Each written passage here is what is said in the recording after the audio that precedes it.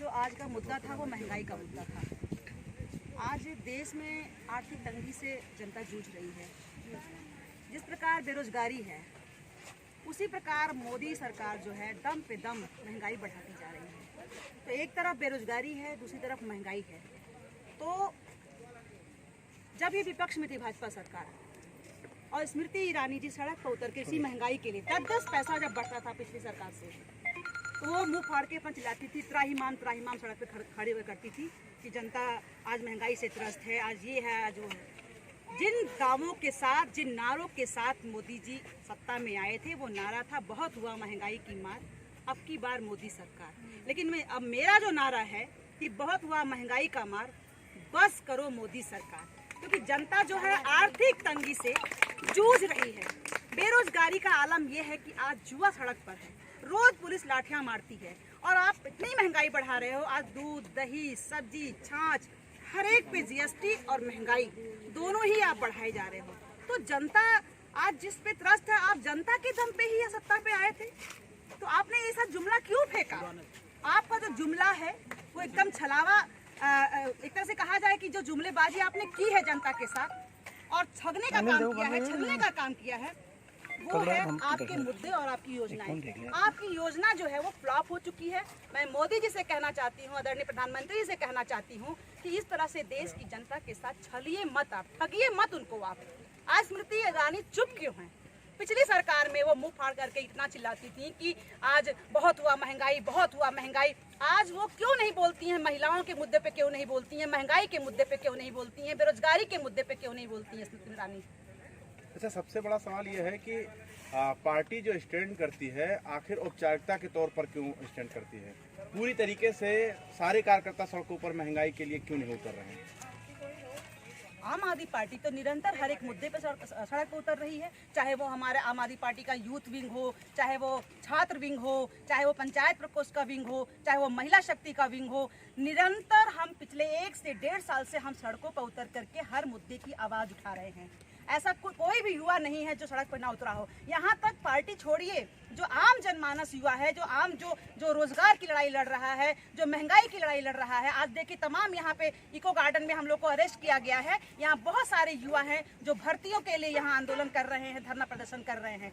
तो जनता सड़क पे है, सिर्फ और सिर्फ सुनाई नहीं दे रही है। तो वो है भाजपा सरकार, मौजूदा सरकार, जो अंधी, बहरी, गूंगी तीनों हो चुकी है। लेकिन मैम, आपने बोला महंगाई बढ़ रही है, तो महंगाई दिल्ली में भी है, पंजाब में भी है, आपकी गवर्नमेंट है, तो ऑल ओवर इंडिया में पूरी महंगाई हो रही है। महंगाई तो केंद्र सरकार ही बढ़ा रही है ना। दिल्ली एक ऐसा राज्य है जिसका पूर्ण राज्य का दर्जा नहीं मिला है, लेकिन दिल्ली में फिर भी शिक्षा, स्वास्थ्य, रोजगार, आज अरविंद केजरीवाल का जो मॉडल है वो विश्व में प्रसिद्ध है। आम आदमी पार्टी इस बार तीसरी बार सरकार बनाई है। अगर जनता को जरा सी भी दिक्कत हुई होती, दिल्ली की जनता को कोई परेशानी हुई होती, आज आम आदमी पार्टी जनहित के मुद्दों पर काम कर रही है, दिल्ली में सुचारू रूप से काम कर रही है। इस बार तीसरी बार सरकार पूर्ण बहुमत से बनाया है। तो विश्व में जिसका मॉडल प्रसिद्ध हो, वहाँ कोई चीज की कमी नहीं है। लेकिन चूंकि कमी यहाँ है कि उत्तर प्रदेश की जनता भाजपा सरकार को दोबारा सत्ता में लेके आई। उत्तर प्रदेश का युवा हो, चाहे महिला हो, चाहे वो बुजुर्ग हो,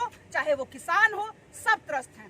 केंद्र सरकार जो है वो अपनी मनमानी ढंग से जो उद्योगपति हैं उनके काम बढ़ाए जा रही है। जो चोर हैं, जो इस देश से पैसा लेकर के भाग गए हैं, उनका मदद कर रहा है, लेकिन आम जनमानस का कोई मदद नहीं कर रहा है। एक सवाल ये है कि जिस तरीके से आप बता रही हैं कि महंगाई बढ़ रहा है, लेकिन महिलाएं जो हैं वो बढ़ चढ़ के जो है 2022 में चुनाव में जो है योगी सरकार को पसंद करके वोट की। तो क्या उन महिलाओं को समझाने के लिए अब आप लोग ग्रामीण क्षेत्र में उतरेंगी कि बस ऐसे ही आप? नहीं, बिल्कुल आम आदमी पार्टी का संगठन हर एक गांव में बन चुका है और हम लोग जो है हर एक मुद्दे की आवाज ग्रामीण स्तर तक उठा रहे हैं और उठाएंगे। दूसरी बात यह है कि मोदी सरकार जो है, जो ये ताबड़तोड़ महंगाई जो बढ़ा रही है, जनता एक न एक दिन सड़क पे उतरेगी। क्योंकि अभी वो अपने घर से आवाज लगा रही है, एक दिन सड़क पर उतरेगी और मोदी सरकार को मुंह की खानी। आखिरी सवाल मैम, लेकिन बीजेपी गवर्नमेंट बोलती है सबका साथ सबका विकास, तो फिर इसमें महंगाई की कोई बात ही नहीं है। क्यों नहीं बात है भाई? आज मैं जनता के लिए चिल्ला रही हूँ, जनता अपने घर में चिल्ला रही है। बेरोजगारी का ऐसा आलम है कि उनका जो बेटा है उसको रोजगार नहीं मिल रहा है। कभी सुनती है। मीडिया को हाईजैक कर रखा गया है ताकि मीडिया किसी भी जनता के दुख को ना दिखाए और सरकार में सबका साथ सबका विकास। बता दीजिए कहाँ पे महिला सुरक्षित है? आए दिन रोज उत्तर प्रदेश में महिलाओं के आबरू के साथ खिलवाड़ होता है।